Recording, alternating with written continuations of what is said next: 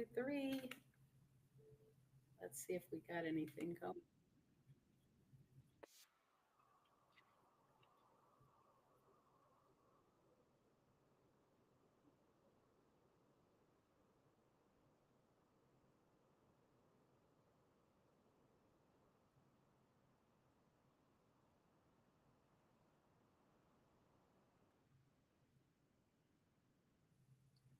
Hey, everybody. Benvenidos. I am joining you today from Panama City, Panama, and I'm super excited that it seems that the technology is going to be working in our favor today. It says, I just got a message on YouTube saying that I was in fact live. So if you're out there listening and you're watching live, if you would please put in the chat where you are watching from, I would really appreciate it. Or just say hello. That will let me know that you can, in fact, hear me, which is really important. I don't want to have to start over and see if, in fact, um, I'm just checking. I'm putting hi in the chat from my other account and seeing it says waiting. Actually, it says it's still waiting. This is not good. Um, yeah, it still says it's waiting. So I hope that it's going to connect. It's showing recording, not live streaming actually right now. I'm going to go to where it says people. Okay, it does say that it looks like sound is going through. I have a lot of really good material to share with you all today. And I made for the first time like a little mini presentation with all of the main points that I thought would be helpful to share today. And hopefully, I will be able to actually share it. So let me start out by introducing myself. If you are new to this channel, welcome. And if you're just scrolling through the internet, maybe you're struggling with Spanish. There was something about this title and thumbnail that really spoke to you.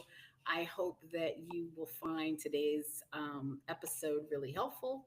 I'm going to be talking primarily about my own journey with learning Spanish today. And then in a couple of weeks, I hope to interview. I don't know if it'll be a live stream because it seems like the people I wanted to come on are not available on Wednesday evenings. So, but I want to interview some people about their journeys as well. And then perhaps if there's still interest, I want to talk to some experts or some people who are in the field or in the discipline of teaching Spanish about their perspectives as well.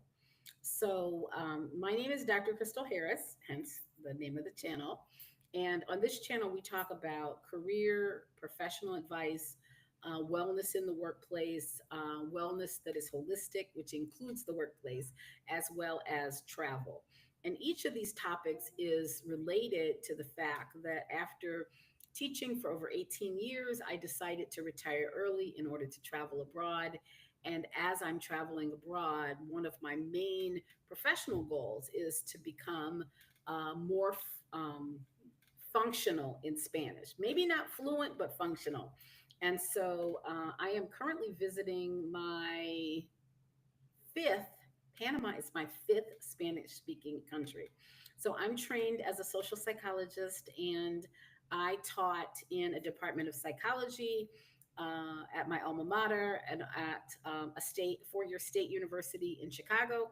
And I also taught in an interdisciplinary studies program, primarily looking at social issues courses, research methods, research writing. And that is what I have been up to until about 9 months ago. Just hit 9 months retired. So I'm a brand new early retired, semi retired. And the reason I say semi retired is that I do have some other professional goals that are in alignment with being on sabbatical. So those include career coaching, helping people who are in a position similar to I was during my career, where I really struggled to find trustworthy people to help me navigate my career in terms of development that I needed and development that was not needed, but sort of noise in the system, really being able to discern those two things. So as a result of that, need that I still see even at the end of my career as I was coaching new faculty and on hiring teams for new faculty, I still saw that as a big gap in higher education, particularly for underrepresented groups and people of color who are coming into higher education as maybe first or second generation um, doctoral level experts. It's a whole thing. I've actually talked about on this channel before, so if that's of interest to you, there are some videos already about that. So I want to talk today about the goal that I have of, excuse me, I find that when I'm on sabbatical, I don't do a lot of talking because I'm by myself. I talked a lot to order breakfast this morning. Um, and then when I start talking after 5 or 10 minutes, it's like my throat gets dry. So today's topic I called Lost in Translation. And it's really a continuation of the series I started about sabbatical breakdowns and breakthroughs. So a lot of my early breakdowns were the fact that I was a beginning Spanish speaker. I had been taking Spanish. In fact, I was telling my tutor earlier today that I was so proud of myself when I hit Duolingo 500 consecutive days. I think it's on Facebook or it might be on Instagram. I have all of the badges that I got on Duolingo. And so, as you know, 500 days is just under 2 years. And the reality is, despite knowing a lot of Spanish words and Spanish, or I should say, being familiar with certain things about speaking Spanish, I was not actually speaking Spanish to anyone. And I feel like that is one of the limitations of Duolingo. However, for people who just need to get started, I think Duolingo is a very accessible, meaning free.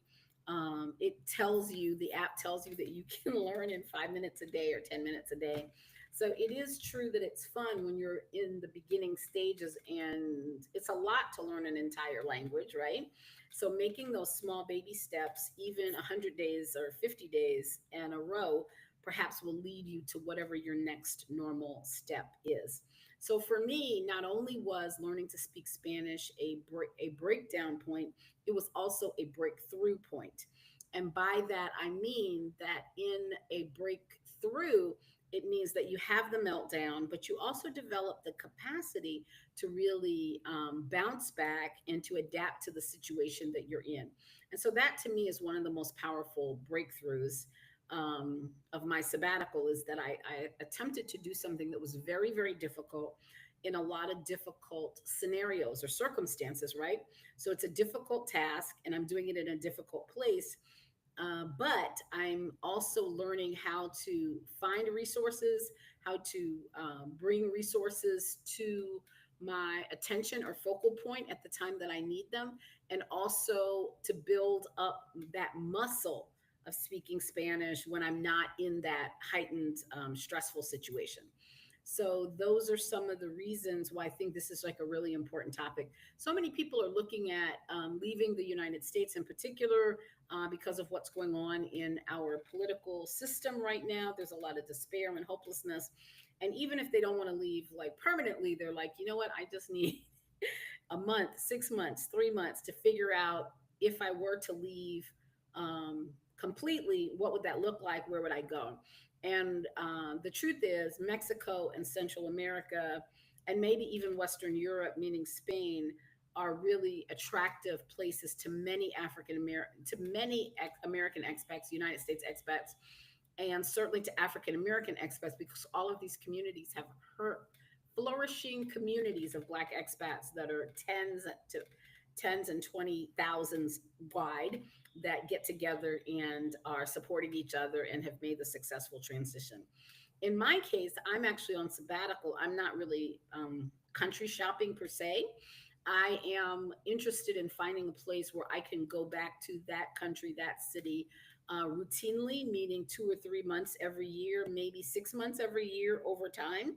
I am having a milestone birthday in 2 weeks, and then in a year and 2 weeks. So, and I say that because I'm going to spend the whole year celebrating. But that's important because when I think about what I want my life to look like, I think of being on sabbatical as a lifestyle that I want to be a part of my professional identity for a while. So the purpose of this video is to help people who may be considering going to a Spanish speaking country if maybe even only for a short sabbatical for 3 months, to think about uh, how does the process of learning Spanish work for people who've done it, and what were some of the pitfalls, and to just really inspire you. So the purpose of this video is to actually encourage you to just get started. And if you got started and you quit, that's very normal. Most people who are actually functional Spanish speakers will tell you that there were many times that they quit along the way. I actually have lost count of the number of times I quit. And by quit, I don't necessarily mean in my case that I was consciously saying, hey, I'm going to quit learning Spanish. What I would say is I was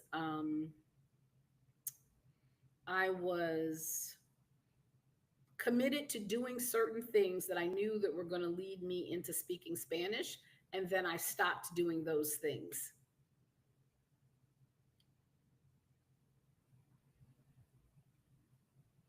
And I'm realizing that it doesn't look like I'm live streaming. I'm sorry for the interruption.